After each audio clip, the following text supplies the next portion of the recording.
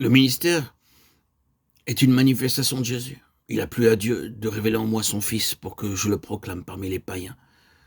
Ce qui a fait de Paul un missionnaire, c'est une révélation de Jésus-Christ dans son cœur, qui se transmet aux autres, en sorte qu'ils virent Christ en nous.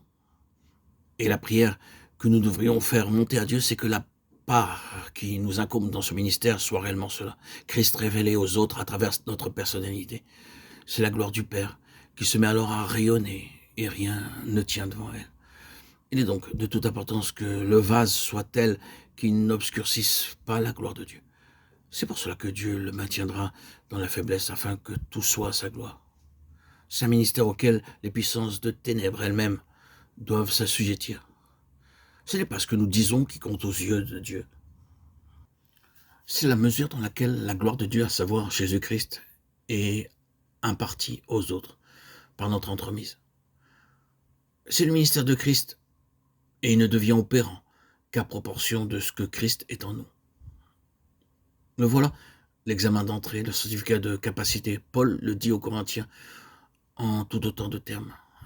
C'est vous qui êtes notre lettre, comme connu et lu de tous les hommes. Vous êtes notre témoignage d'aptitude au ministère. Par quoi il veut dire qu'ils sont indirectement le résultat de ce qu'était le Seigneur Jésus dans son cœur pendant son séjour à Corinthe. Ce qui accrédite vraiment le ministère, c'est ce que le Seigneur est pour nous dans notre vie intime. Puis donc que c'est Christ au-dedans qui constitue le ministère et qui ne s'agit en définitive que de l'administration de ce trésor en faveur des autres. Nous pouvons maintenant faire un pas de plus. Christ, révélé en nous, représente une position spirituelle à laquelle nous sommes parvenus. Nous sommes au large maintenant. Nous avons franchi le Jourdain pour entrer dans le pays de la promesse.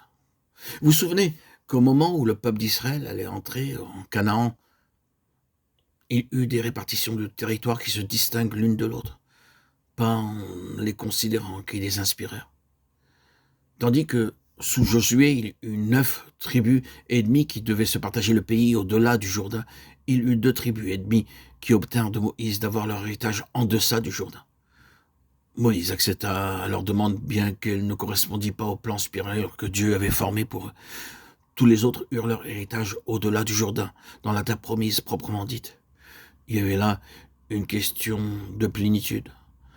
Pour les premiers, l'héritage avait quelque chose de partiel, dans ce sens qu'ils prenaient possession du pays sans traverser le Jourdain. Ce fleuve représentatif d'une étape enfin franchie.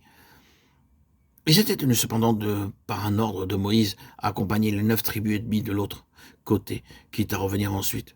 Ils établissaient ainsi un vague lien avec leurs frères de Canaan, mais c'était un lien de pure forme qui n'avait rien d'expérimental extérieur plutôt qu'intérieur, de sorte que le Jourdain pour eux revêtait une signification toute objective et non pas subjective comme pour leurs frères. Ah, le Jourdain, comme on l'a souvent fait remarquer, représente l'ensemble de l'œuvre accomplie par le Seigneur Jésus-Christ sur la croix, tout ce que signifie sa mort, sa mise au tombeau et sa résurrection. Ce rapprochement qui peut être peu familier à certains de mes auditeurs et auditrices a comme jalon le baptême de Jésus en particulier, qu'on associe toujours mentalement au Jourdain, et le sens biblique de cette immersion tel qu'il ressort en particulier de Romains 6, 3, 5 et Colossiens 2, 12. Vous pouvez en bénéficier objectivement sans pour cela perdre votre héritage. Mais si le Jourdain représente une expérience réelle dans votre vie, alors vous avez un héritage bien meilleur. Les 2 tribus et demie, c'est-à-dire ceux qui ne sont pas préparés à franchir le Jourdain, n'ont que les avantages objectifs, ce que Christ a fait pour eux. Tandis que les autres, qui ont traversé le Jourdain, bénéficient non seulement de tout ce que Christ a fait pour eux, mais aussi de ce qu'il a fait en eux. Le salut dont nous jouissons n'est pas seulement un acte tout extérieur, un fait accompli. C'est une expérience intérieure qui nous fait entrer dans la terre promise et posséder notre héritage dans sa plénitude. Il vaut toujours mieux avoir le Jourdain avec tout ce qu'il représente entre ses ennemis et soi. Voilà pour l'Ancien Testament. Dans le Nouveau, l'Épître aux Romains nous offre une autre image de la même réalité. Romains 7 nous montre la situation des 2 tribus et demie. Un jour, on se sent en sécurité, mais le lendemain, on est de nouveau tout ébranlé. c'est au-dedans que la question a besoin d'être réglée.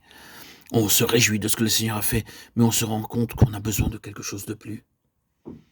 Et ce qu'il nous faut, c'est que tout ce qui a été fait pour nous soit maintenant fait en nous.